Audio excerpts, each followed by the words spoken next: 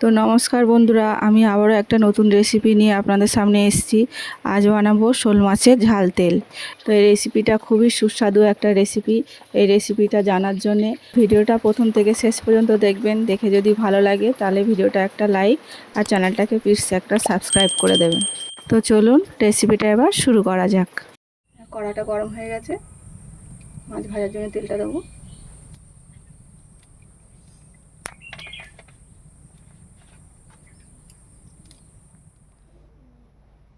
হলুদ দেবো, অল্প করে লঙ্কার গুঁড়ো আর নুন। মাছটা ভালো করে মাখিয়ে নেব।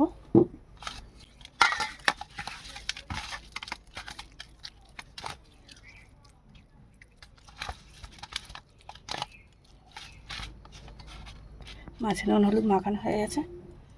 এবারে মাছটা ভালো করে লাল লাল করে ভেজে নেব। মাছগুলো এক এক করে দিয়ে দিই।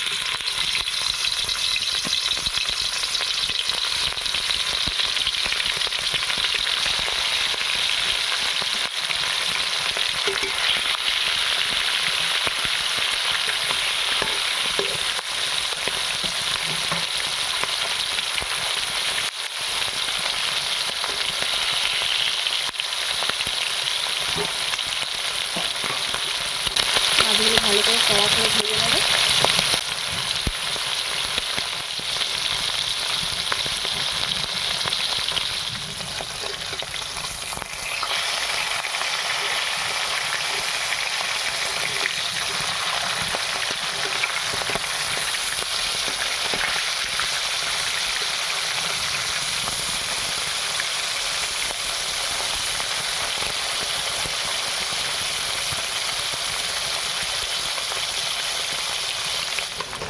মাছগুলো ভাজা হয়ে গেছে।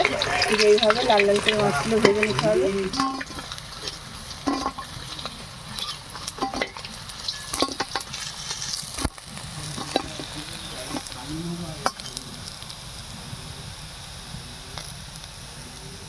এখানে 2 চামচ সাদা সর্ষে দেবো,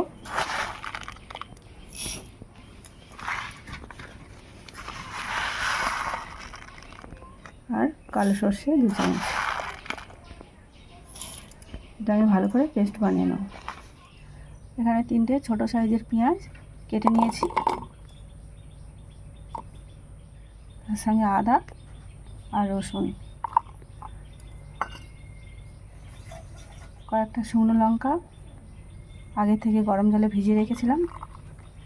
এটা আমি একটা পেস্ট বানিয়ে নেব। সামান্য একটু জল দেবো, দিয়ে এটা একটা পেস্ট বানিয়ে নেব। ওই মাছ ভাজার তেলের মধ্যে আর একটু তেল দেবো। ফোড়নে অল্প কালো জিরে,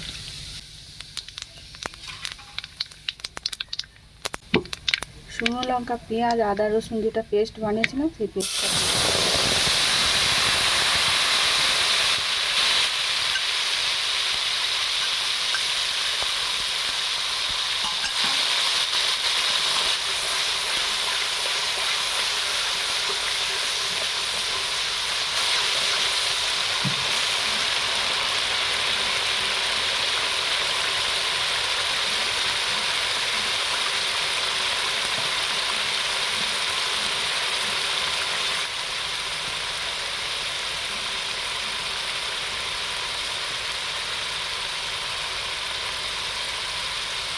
এক চামচ হলুদ গুঁড়ো,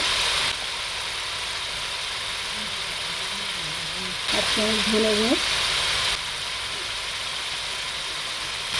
এক চামচ জিরে গুঁড়ো,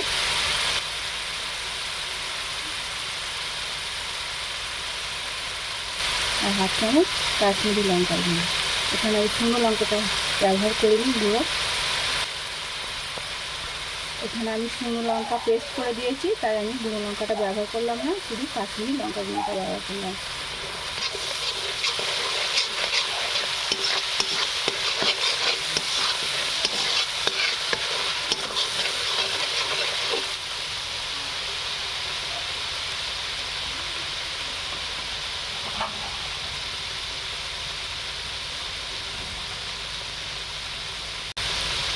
স্বাদ মতো নুন,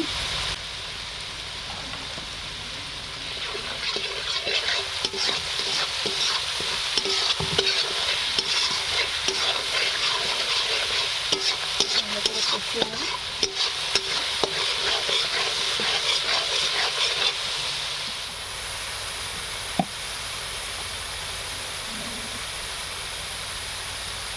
যে আমি 2 রকম সর্ষে বেটে রেখেছিলাম, তারপর জল দেবো।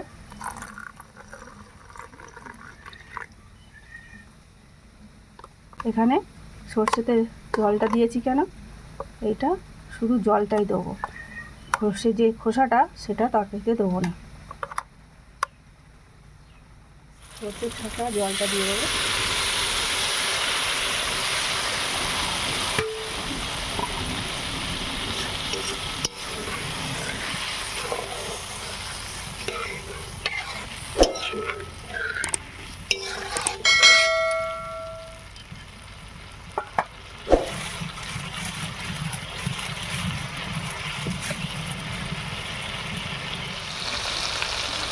সর্ষে দিয়ে তেল ছেড়ে দিয়েছে, এবারে কয়েকটা কাঁচা লঙ্কা দিয়ে দেবো।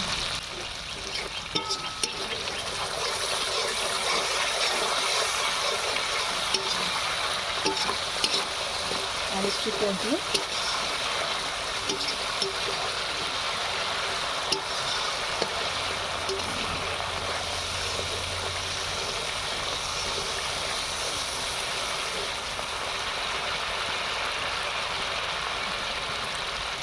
এবার আমি জলটা দিয়ে দেবো।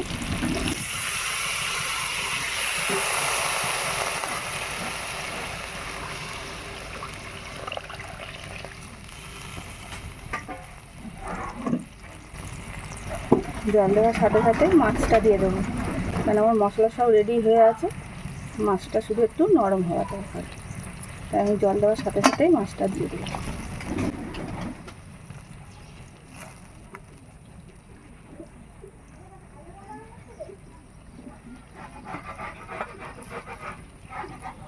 5 মিনিট ঢাকা দিয়ে হালকা আঁচে জাল দেবো।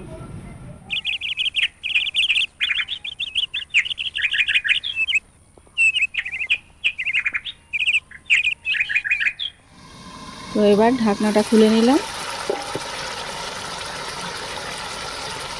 নিয়ে ওপর থেকে একটু গরম মশলা ছড়িয়ে দেবো।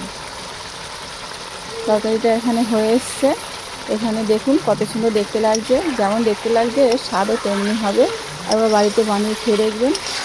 তো এবার এইটা একটা পাত্রে ঢেলে নেবো। তো চলুন এটা একটা পাত্রে ঢেলে নেওয়া যাক।